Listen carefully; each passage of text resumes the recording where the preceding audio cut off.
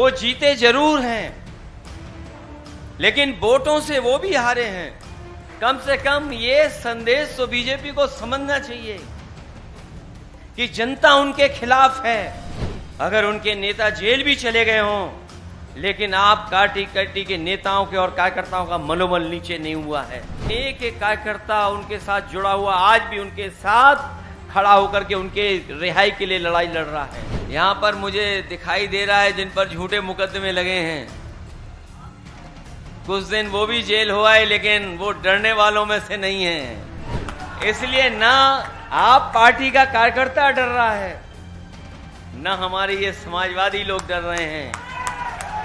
अगर हमारा रास्ता लड़ने का ही है, संघर्ष का ही है, तो हम लोग लड़ने और संघर्ष करने का रास्ता स्वीकार करते हैं। अगर जब कभी भी संस्था हम लोग सत्ता में आएंगे, ऐसी संस्थाओं को हमेशा हमेशा के लिए खत्म कर देंगे। इससे पहले भी हम लोग दिल्ली में मिले थे और उस समय भी हम लोगों ने अरविंद केजरीवाल जी के पक्ष में एक बहुत बड़ी सभा की थी। उस समय भी यही कहा था कि उनके साथ अन्याय हो रहा है। ऐसा अन्याय कि एक मुख्यमंत्री जो जनता के लिए काम कर रहा था,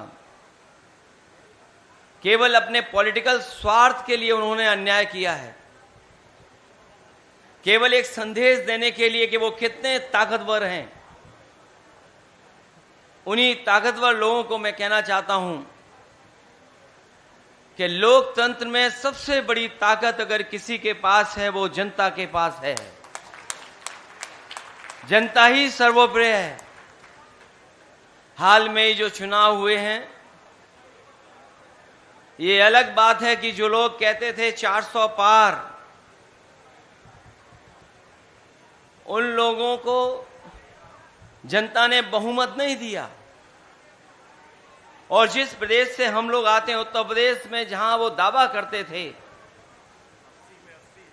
कि 80 में 80 सीटें जीत जाएंगे, लेकिन उत्तर प्रदेश की जनता का मैं धन्यवाद देता हूं, उन्होंने न केवल भारतीय जनता पार्टी को हराया है, बल्कि अपना फैसला समाजवादी पार्टी और इंडिया गठबंधन के पक्ष में देकर के उन्होंने भारतीय जनता पार्टी की बहुमत की सरकार को भी रोकने का काम किया। जहां उनके सांसद हारे हैं, वहीं देश के प्रधानमंत्री जी भी वोटों से हारे हैं। वो जीते जरूर हैं, लेकिन वोटों से वो भी हारे हैं। कहां 5 लाख के लगभग वोट से जीतने वाले थे, या वो लोग दावा कर रहे थे कि 10 लाख वोट से जीतेंगे, लेकिन प्रशासन अगर गिनती इधर उधर वाली जोड़ करके ना करता, तो शायद वो भी 1.5 लाख से नीचे की जीत होती, उनकी उतनी भी जीत नहीं होती। कम से कम ये संदेश तो बीजेपी को समझना चाहिए कि जनता उनके खिलाफ है। और हमें खुशी इस बात की है, आप पार्टी के कार्यकर्ता, नेता, अगर उनके नेता जेल भी चले गए हों, लेकिन आप पार्टी के नेताओं के और कार्यकर्ताओं का मनोबल नीचे नहीं हुआ है। मैं उन्हें बधाई देता हूं। वो यहां हमारे साथ नहीं है अरविंद केजरीवाल जी, उनकी पत्नी मंच पर हैं, लेकिन एक एक कार्यकर्ता उनके साथ जुड़ा हुआ आज भी उनके साथ खड़ा होकर के उनके रिहाई के लिए लड़ाई लड़ रहा है। जहां ये सरकार एक मुख्यमंत्री को जेल भेज चुकी है, यहां हमारे साथी बैठे हैं, इन्होंने ऐसा अन्याय देखा है शायद लोकतंत्र में किसी ने भी अन्याय नहीं देखा होगा। और राजनीति में हो सकता है हमारी आपकी विचारधारा में हम कुछ स्वीकार करते हो, आप कुछ स्वीकार करते हो, लेकिन कभी ऐसा नहीं हुआ होगा कि पूरे के पूरे परिवार के साथ अन्याय हो जाए।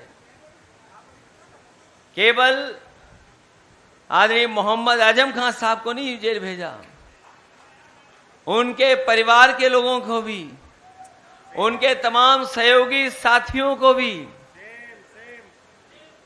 यहां पर मुझे दिखाई दे रहा है जिन पर झूठे मुकदमे लगे हैं, कुछ दिन वो भी जेल हो आए, लेकिन वो डरने वालों में से नहीं है। इसलिए ना आप पार्टी का कार्यकर्ता डर रहा है, ना हमारे ये समाजवादी लोग डर रहे हैं।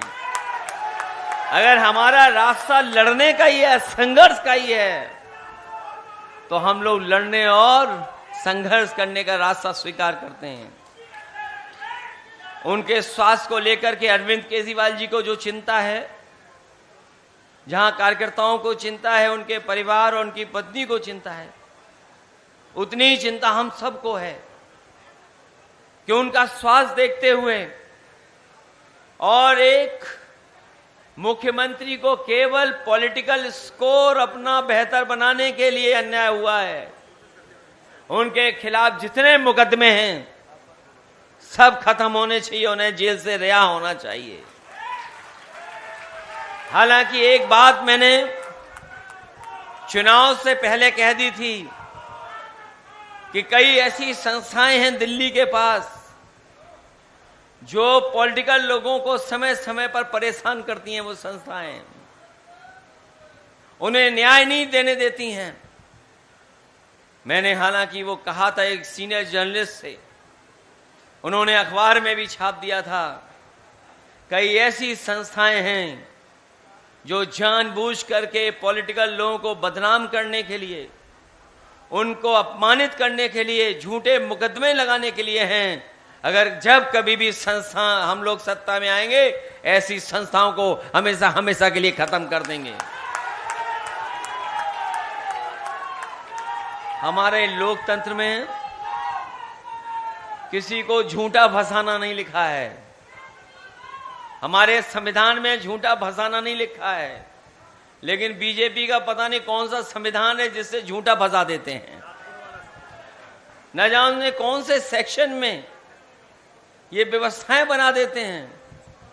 इसलिए हमारी लड़ाई और हम आपका हमेशा साथ देते रहेंगे। आप अच्छे दिन में भी होंगे, दुख तकलीफ में भी होंगे, तो हम समाजवादी लोग आपके साथ खड़े दिखाई देंगे। मैं आपको इस संघर्ष के लिए बधाई देता हूं।